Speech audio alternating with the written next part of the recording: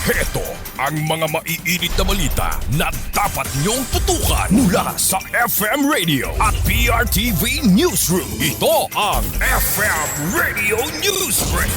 FM Radio Newsbreak. Magandang hapon mga ka-vibes, narito na ang mga maiinit na balita para sa ating FM Radio Newsbreak. Tinawag ni mamamayang Liberal Party List Representative Laila De Lima na damage control ang hindi pagdalo ni dating Pangulong Rodrigo Duterte sa confirmation hearing ng International Criminal Court kaugnay ng kasong crime against humanity. Ayon kay De Lima, ang waiver na pirmado ng dating Pangulo ay patunay na malinaw ang pag-iisip nito. Taliwas sa naunang pahayag ng kampo na hindi ito fit humarap sa pagdinig. Para sa mambabatas, bahagi ito ng legal strategy upang maiwasan ang posibleng kontrobersyal na pahayag ng dating Pangulo sa harap ng mga hukom. FM Radio Newsbreak. FM Radio Newsbreak. Samantala sa iba pang mga balita, binigyang diin ni Deputy Secretary Sonny Angara ngayong Huwebes na mahalaga ang kalusugan ng mga mag-aaral at guro upang mapabuti ang academic performance sa paaralan. Ayon kay Angara, maraming estudyante ang nahihirapan sa pag-aaral dahil sa hindi naaagapang kondisyon sa kalusugan, tulad ng problema sa paningin na nakakaapekto sa kanilang pagbabasa. Hindi rin naman dapat kaligtaan ang kalusugan ng mga guro.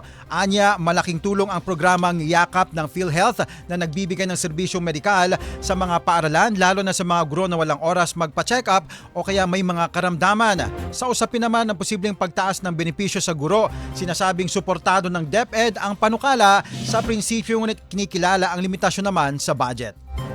FM Radio Newsbreak. FM Radio Newsbreak. At sa ating panghuling balita mga ka-vibes, naglunsad ang isang bagong alyansa ng mga abogado na nagsusulong na mas malinaw na pamahalaan sa pamamagitan ng paglulunsad ng Lawyers Against Corruption o kaya LAC.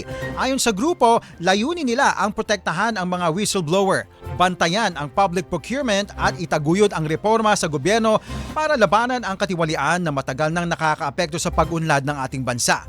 Anya, ang kanilang advokasya ay hindi lamang legal na hakbang kundi hamon sa mga mambabatas na ipasa ang mga mahahalagang batas tulad ng Whistleblower Protection Law at Freedom of Information upang masiguro ang transparency sa lahat ng antas ng pamahalaan.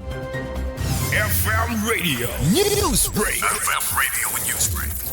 At yan mga ka-vibes ang buong kalipunan ng ating pagbabalita para sa ating FM Radio Newsbreak. Ako po si Cherubim Ganaden. Magandang hapon.